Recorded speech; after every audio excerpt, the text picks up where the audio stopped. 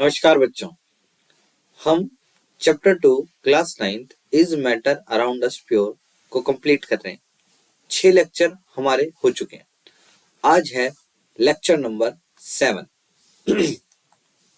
एक second, colour change करना बहुत जरूरी, तो चलो भाई कलर चेंज करके करते हैं start. Lecture number 7।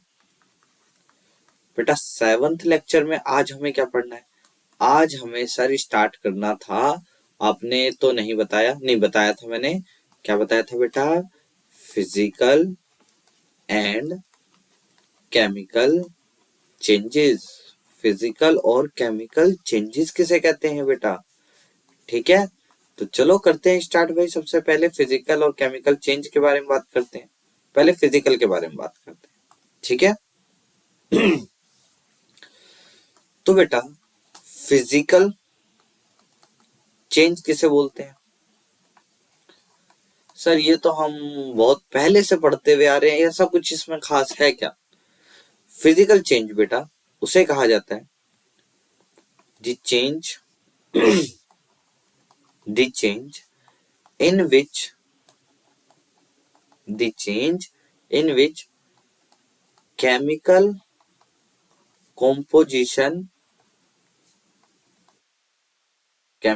composition is not change।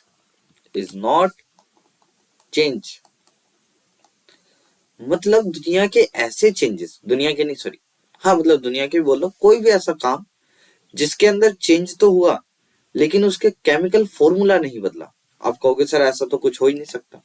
एक एग्जांपल लेते हैं, ठीक है।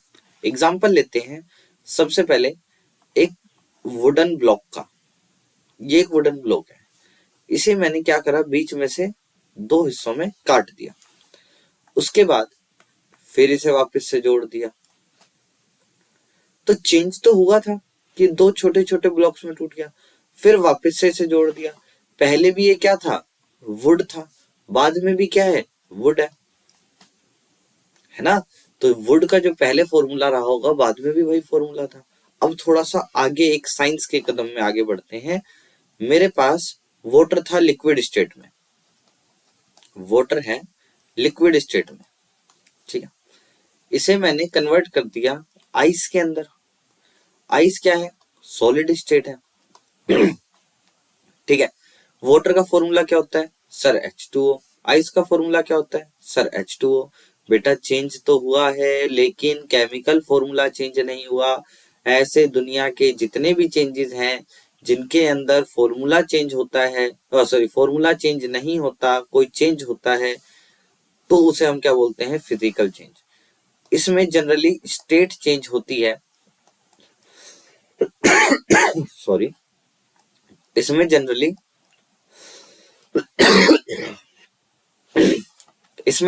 स्टेट चेंज होती है बेटा, लेकिन फॉर्मूला चेंज नहीं होता। हमेशा याद रखना फॉर्मूला क्या रहेगा?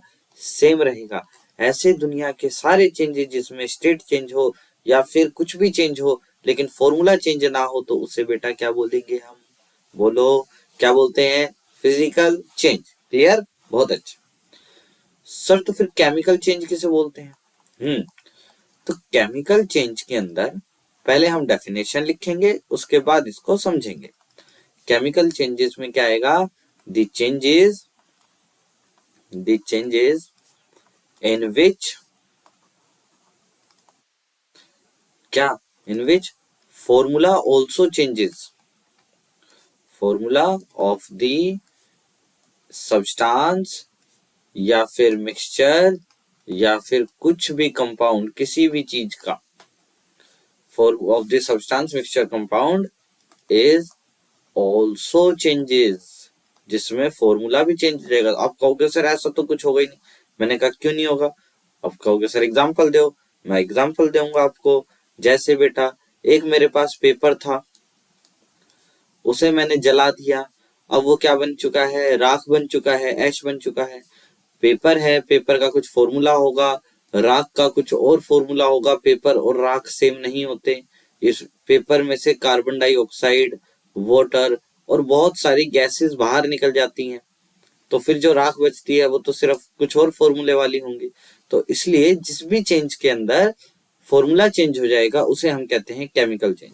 इसलिए जनरली बोला जाता है, ऐसा हमेशा ट्रू नहीं है लेकिन जनरली ऐसा बोला जाता है, फिजिकल चेंज के अंदर जो फिजिकल चेंजेस होते हैं बेटा वो हमारे रिवर्सिबल होते हैं, और जितने भी केमिकल चेंजेस होते हैं वो सारे इरिवर्सिबल होते हैं। लेकिन ये बात भी याद रखना बेटा, ये हमेशा हर जगह ट्रू नहीं होता। बहुत सारे फिजिकल चेंजेस इरिवर्सिबल भी होते हैं, बहुत सारे केमिकल चेंजेस रिवर्सिबल भी होते हैं। तो इसलिए जनरल इसे कोई फिक्स रूल नहीं मानते, लेकिन हाँ बस ये है कि बहुत सारी जगह पर ये सही लग जाता है। ठीक है, तो फिजिकल चेंज और केमिकल चेंज समझ में आ गया, बहुत बढ़िया।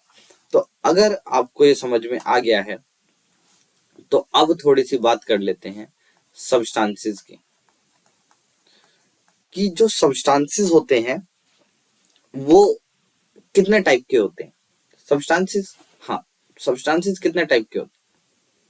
सर सब्सटेंसेस होता क्या है भाई? सब्सटेंस का सीधा सीधा सा मतलब है जो भी प्योर फॉर्म में होगा वो सब्सटेंस है। हिंदी के अंदर ये समझ लो, जो भी प्योर फॉर्म में आ सकता है उसे हम क्या बोलेंगे?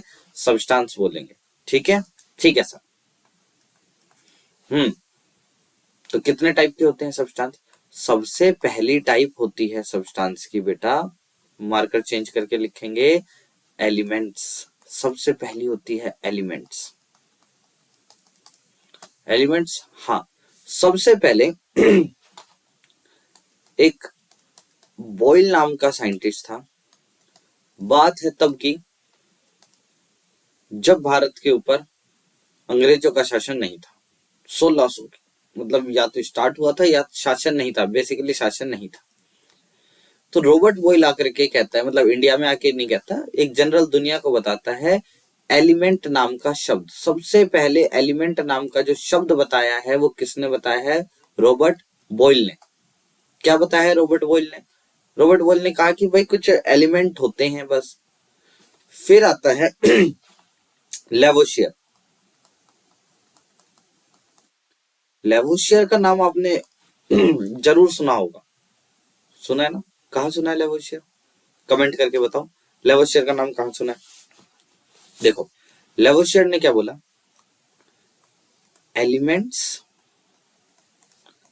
Are the basic form of a compound, of a compound या फिर of a substance which can not be divide further. मतलब अगर मेरे पास एक बहुत बड़ा सा सब्सटेंस है, इसे मैंने एक छोटे से पीस में तोड़ लिया, छोटे छोटे पीसेस में तोड़ लिया, इसमें से फिर एक छोटा सा पीस निकाला, फिर उसे भी और छोटे पीसेस में तोड़ लिया, फिर इसमें से छोटा पीस निकाला, इसे भी तोड़ दिया, फिर इसमें से छोटा पीस निकाला, इसे भी तोड़ दिया, तो अंत में जाकर के मेरे को एक ऐसा छोटा सा स्ट्रक्चर दिखाई देगा जिसे मैं और तोड़ नहीं पाऊंगा। लेवोशियर के अकॉर्डिंग वो और कुछ नहीं बेटा, क्या होते हैं? एलिमेंट्स होते हैं। क्लियर है? जैसे कुछ एग्जांपल ले लो। हाँ सर एग्जांपल तो जरूरी है। जैसे हाइड्रोजन एक एलिमेंट है, हीलियम एक एलिमेंट है, लिथियम एक एलिमेंट है, सोडियम एक एलिमेंट है, पोटेशियम एक एलिमेंट है, कैल्शियम एक एलिमेंट है, मैग्नीशियम एक एलिमेंट है। कितने सारे एग्जांपल लोगे बेटा? बहुत सारे एग्जांपल हैं हमारे पास, मतलब हमारे पास मतलब मेरे पास नहीं, पूरे साइंटिस्टों के पास मिला करके 100 से ज्यादा तरह के एलिमेंट्स हैं। कुछ हमने बनाए हैं और कुछ क्या नाम है नेचर ने हमें दिए हैं। जो हमने बनाए हैं उन्हें बोल देते हैं मैन मेड या फिर आर्टिफिशियल एलिमेंट, और जो नेचर से मिले हैं उन्हें हम बोलते हैं नेचुरल एलिमेंट्स। तो आई थिंक एलिमेंट समझ में आया आप सभी बच्चों को कि एलिमेंट्स क्या होता है, जिसको मतलब किसी सब्सटेंस की वो सबसे छोटी सबसे छोटी फॉर्म जिसको और तोड़ा नहीं जा सकता उसे हम क्या बोलते हैं? एलिमेंट बोलते हैं। हमने बहुत सारे एग्जाम्पल देखे। ठीक है, अच्छा ठीक है सर, समझ गए। आप और बताओ। ठीक है भाई, और बताते हैं, एक सेकेंड। अब एलिमेंट्स कितने टाइप के हो सकते हैं? एलिमेंट्स कितने टाइप के हो सकते हैं? तो एलिमेंट्स हो सकते हैं बेटा 3 टाइप के। एलिमेंट्स कितने टाइप के? 3 टाइप के। कौन कौन से? Metals, non metals and metalloids. अब ये तीनों क्या क्या होते हैं, जल्दी जल्दी से तीनों के बारे में देखते हैं। जल्दी जल्दी से क्यों, कहीं जाने हैं क्या? नहीं नहीं सर, हमें जितना एनसीईआरटी में बताया गया उतना आप आराम से बताओ, हमारे पास बहुत टाइम है ना, आप बच्चों के पास तो बहुत टाइम होता है। चलो, तो एक एक करके हम सबको एक्सप्लेन करते हैं। सबसे पहली बात भाई, मेटल्स जो होते हैं वो सॉलिड होते हैं। ठीक सर, हाँ मेटल्स के बारे में पता है। मेटल्स जो होते हैं वो आपके या तो सिल्वर ग्रे कलर के होंगे या फिर गोल्डन येलो कलर के होंगे। इन दोनों के अलावा और कोई कलर हो सकता है क्या? एक्सेप्शन साइंस के अंदर हो सकते हैं। बाकी ज्यादातर दुनिया के मेटल या तो सिल्वर ग्रे कलर के होते हैं या फिर गोल्डन येलो कलर के होते हैं। इसके अलावा ज्यादा ऑप्शंस है नहीं, मतलब मेटल्स के पास। मेटल्स इज लाइक मैन, जिनके पास कपड़ों की बहुत ज्यादा या फिर सामानों की बहुत ज्यादा चॉइसेस नहीं है। खैर, मेटल्स जो होते हैं वो गुड कंडक्टर होते हैं। गुड कंडक्टर, बस वाले नहीं बेटा। गुड कंडक्टर किसके होते हैं? हीट और इलेक्ट्रिसिटी के। हीट एंड इलेक्ट्रिसिटी क्या मतलब है इसका? बहुत सारे बच्चों को पता है लेकिन सबको नहीं पता। मैं एक एग्जाम्पल देता हूँ। ये मेरे पास एक पेन है, प्लास्टिक का बना हुआ है। ये देखो, है ना, प्लास्टिक का है। अगर मैं इसे यहाँ से इस साइड से गर्म करूंगा तो यहाँ से गर्म होता रहेगा, होता रहेगा, होता रहेगा, होता रहेगा, धीरे धीरे पिघल जाएगा। लेकिन क्या मेरे हाथ को गर्मी लगेगी? नहीं सर, मेरे हाथ को गर्मी नहीं लगेगी। सोचो, अगर ये मेटल की स्टिक होती, मेटल की रोड होती, मैं इसे गर्म कर रहा होता, ये पिघलता? आप प्रोबेबली बोलोगे कि नहीं सर ये नहीं पिघलता, धीरे धीरे धीरे धीरे ये पूरा गर्म हो जाता और मेरा हाथ जलने लग जाता, गर्म हो जाता मेरा हाथ भी। समझ गए? यानी कि मेटल्स क्या करते हैं, हीट को एक जगह से दूसरी जगह कंडक्ट कर देते हैं, इसलिए इन्हें हीट का गुड कंडक्टर कहा जाता है। सर इलेक्ट्रिसिटी का मतलब, अगर ये प्लास्टिक का बना हुआ है, अगर क्या ये बना हुआ है प्लास्टिक का, अगर मैं इसे बिजली के बोर्ड में रखूंगा और स्विच ऑन करूंगा तो मेरे को करंट नहीं लगेगा। According to science, don't try at home. मैं बिजली के स्विच प्लग में से लगाऊंगा और स्विच ऑन करूंगा तो मेरे हाथ में करंट नहीं लगेगा, क्योंकि ये नॉन कंडक्टर है, प्लास्टिक का बना हुआ है। लेकिन अगर ये लोहे की स्टिक होती, लोहे की रोड होती और मैं ऐसे लगाता और स्विच ऑन करता तो मेरे को बढ़िया से झटका लगता। यानी कि इस लोहे की स्टिक ने क्या करा है, इलेक्ट्रिसिटी को एक पॉइंट से दूसरे पॉइंट तक कंडक्ट कर दिया, इसलिए ये भी क्या होती है? Good conductor of heat and electricity. समझ में आ गया? क्लियर है? किसी को कुछ नहीं? किसी को कोई दिक्कत नहीं? मेटल्स की और प्रॉपर्टी भी है। मेटल्स जो होते हैं वो सोनोरस होते हैं। सर ये सोनोरस क्या होता है? देखो, सोनोरस का मतलब है आपके घर में कोई मेटल की चीज हो, जैसे प्लेट्स हैं, तो जैसे आप उसे बजाते हो, या फिर स्कूल की घंटी याद करो, मेटल होती है, उसे जब हम पीटते हैं तो जो साउंड आता है वो बहुत देर तक परसिस्ट रहता है, मतलब धीरे से, ऐसा नहीं कि एक बार बजा और खत्म। जैसे अगर आप लोगों को आवाज आए, मैं कोशिश करता हूँ इस माइक के अंदर, जैसे मैंने इसके ऊपर हिट करा आवाज आई, लेकिन एक ही बार आई।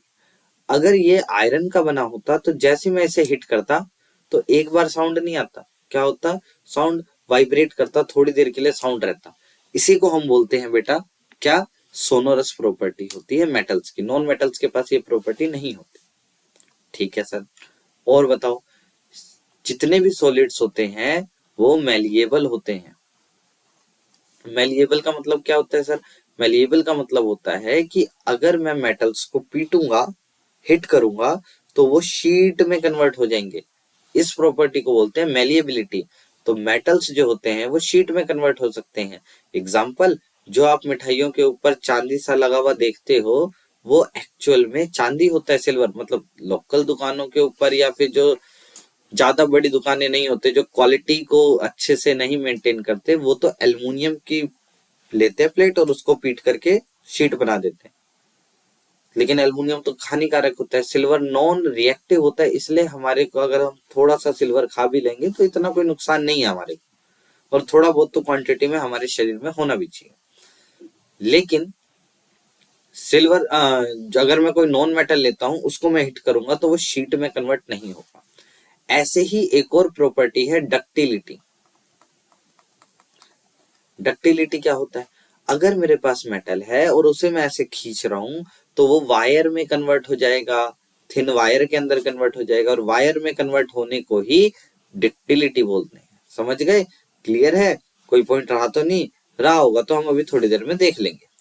ठीक है, तो हमें समझ में आ गया मेटल सॉलिड होते हैं, सिल्वर ग्रे कलर के होते हैं, good conductor, heat and electricity होते हैं। मेटल्स के पास सोनोरस की प्रॉपर्टी होती है, मेलिबिलिटी होती है, डक्टिलिटी होती है। और क्या प्रॉपर्टी होती है? हमारे पास दुनिया में जितने भी एलिमेंट हैं 70 से 80% के बीच में वो सारे के सारे मेटल्स हैं।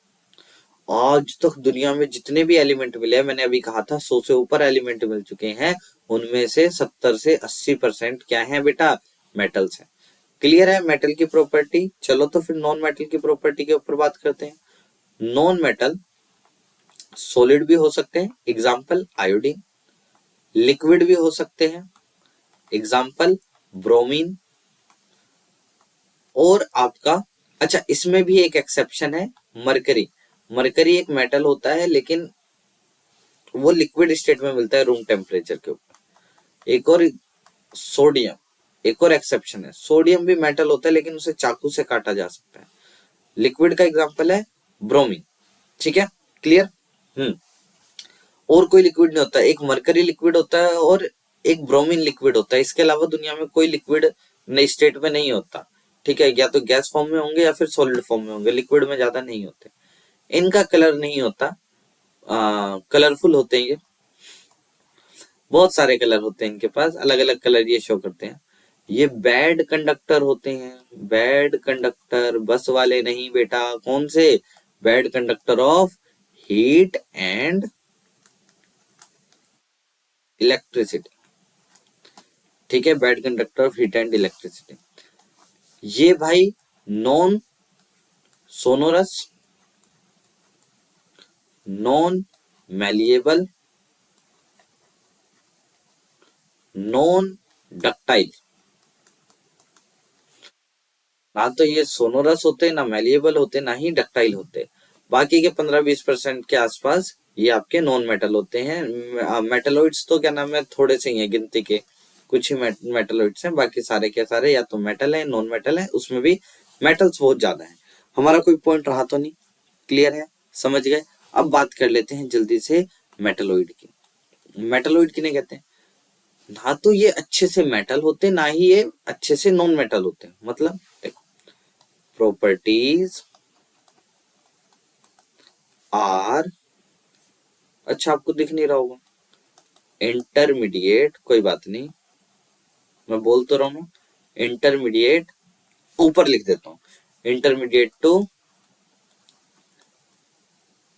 Metals and non metals. इनकी प्रॉपर्टी मेटल और नॉन मेटल के बीच में होती है। किनकी प्रॉपर्टी? मेटलोइड्स की प्रॉपर्टी। मतलब सर बीच में होती है मतलब, देखो अगर आप थोड़ा सा करंट दोगे तो ये बैड कंडक्टर बन जाएंगे, अपने अंदर से इलेक्ट्रिसिटी को पास नहीं होने देंगे। लेकिन अगर आपने हाई क्वांटिटी में करंट दे दिया तो अपने अंदर से पास होने देंगे। अगर आपने थोड़ी सी हीट दी तो ये कुछ नहीं कहेंगे, मतलब हीट को ट्रांसफर नहीं करेंगे। लेकिन अगर आपने ज्यादा क्वांटिटी में हीट दे दी तो ये हीट को ट्रांसफर भी कर देंगे। तो इनकी प्रॉपर्टी बीच बीच में होती है। आप कहोगे सर ऐसे दुनिया में कोई एलिमेंट्स हैं क्या? तो एग्जाम्पल है बोरॉन, जर्मेनियम, सिलिकन। मतलब बोरॉन, सिलिकन, जर्मेनियम, ये एग्जाम्पल हैं किसके बेटा? मेटलॉइड्स के। क्लियर है? समझ गए? Metals, non metal, metalloid. Clear? किसी को कोई दिक्कत? भाई अगर किसी को दिक्कत है तो बता दो। कैसे बताओगे? कमेंट करके बताओगे, इसके तो अलावा कुछ है नहीं भाई। ठीक है, इसके बाद हम बात करते हैं तुम्हारी, ये हो गया एलिमेंट्स के बारे में हमारी चर्चा होती है यहाँ पे समाप्त। अब बात करते हैं किसकी? अब बात करते हैं कंपाउंड की। और एक बात सच बताऊं, जैसे ही कंपाउंड खत्म होगा वैसे ही हमारा चैप्टर भी खत्म हो जाएगा, है ना मस्त चीज। चलो व्हेन, जल्दी जल्दी पढ़ेंगे, ठीक है, एनर्जी के साथ बेटा। व्हेन टू और मोर देन टू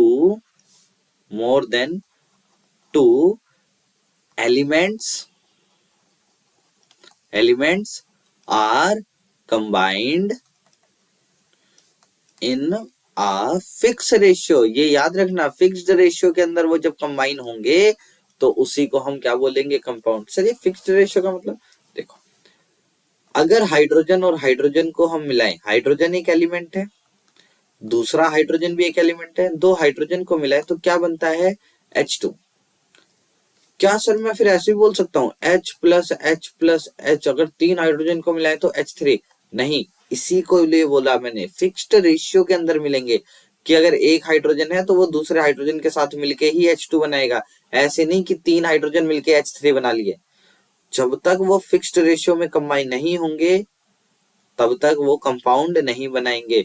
सर वो फिक्स्ड रेशियो कितना होता है, वो हर एलिमेंट के लिए अपना अलग होता है, ठीक है। तो कंपाउंड किन्हें बोलते हैं, जब दो या दो से ज्यादा एलिमेंट आपस में मिलकर के फिक्स रेशियो में मिलकर के एक कंपाउंड का फॉर्मेशन करते हैं। जैसे एग्जांपल के लिए दो हाइड्रोजन और एक ऑक्सीजन मिलकर के H2O बनाता है, एक कार्बन और दो ऑक्सीजन मिलकर के CO2 बनाते हैं।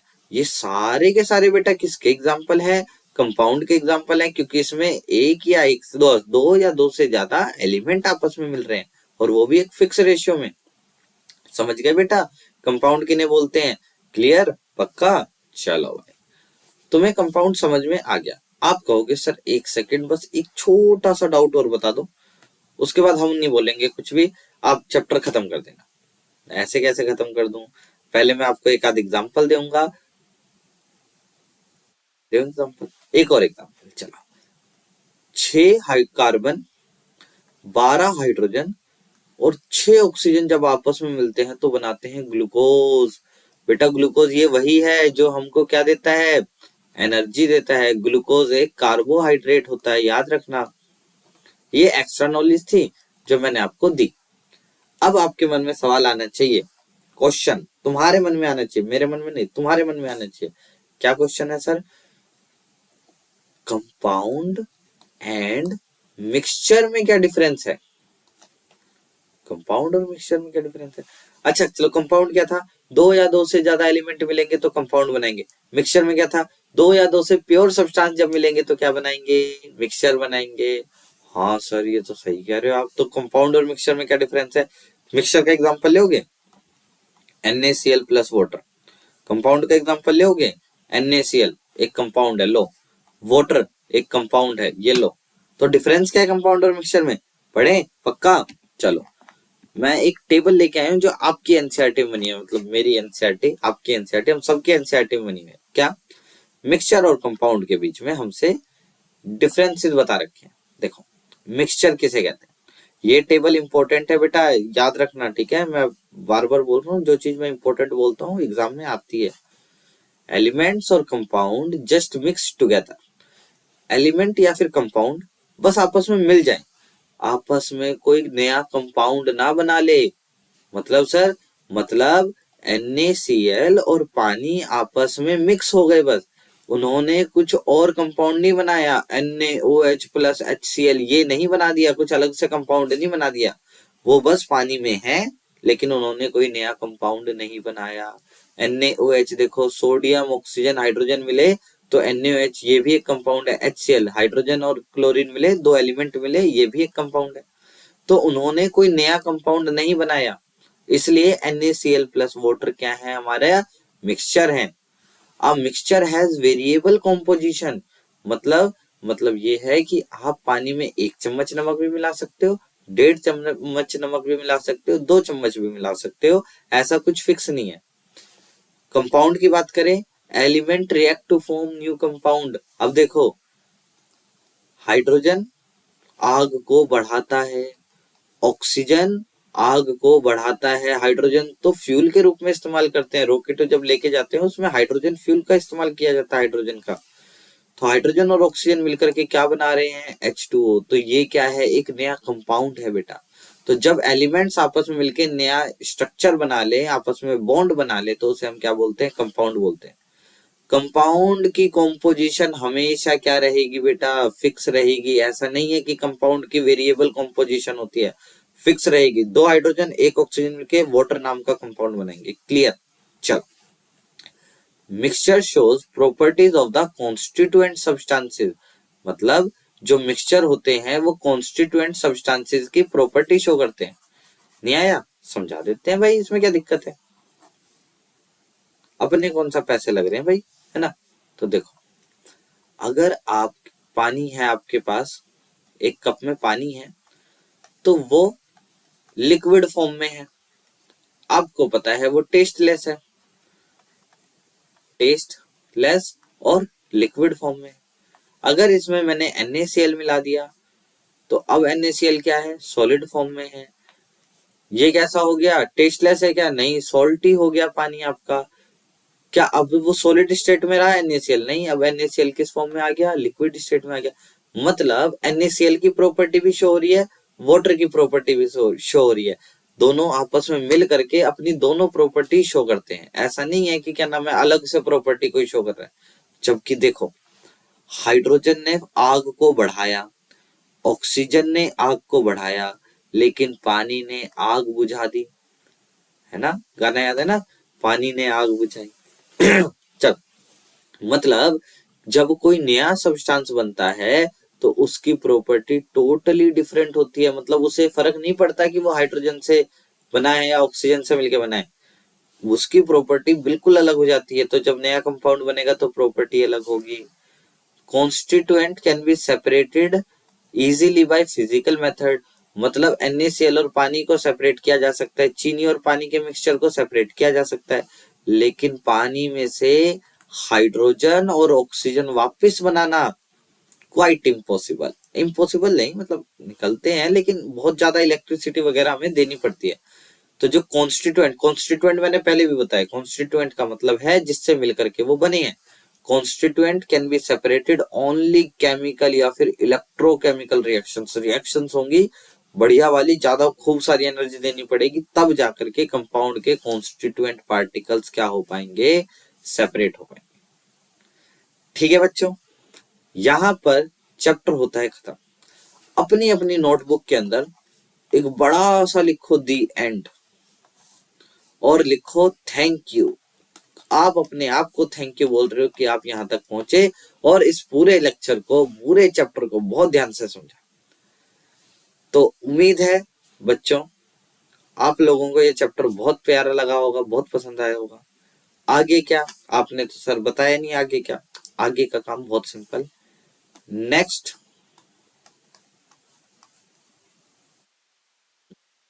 व्हाट नेक्स्ट, आपको नीचे कमेंट करना पड़ेगा। जैसे ही, अभी हमारा चैनल बहुत छोटा है, तो जैसे ही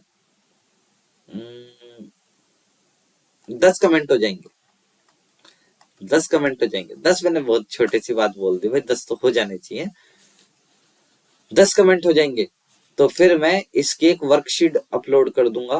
कहाँ करूंगा ये मैं आपको वीडियो में बता दूंगा। जैसे अगर इसके नीचे हो गए तो मैं आपको बता दूंगा, अगले चैप्टर के पहली वीडियो के अंदर बता दूंगा आपको कि कहाँ पर मैंने अपलोड करी है, अगर 10 कमेंट हो गए तो। ठीक है बच्चों, समझ गए। चलो, तो आज की कक्षा यहीं पे समाप्त। थैंक यू, धन्यवाद, जय हिंद।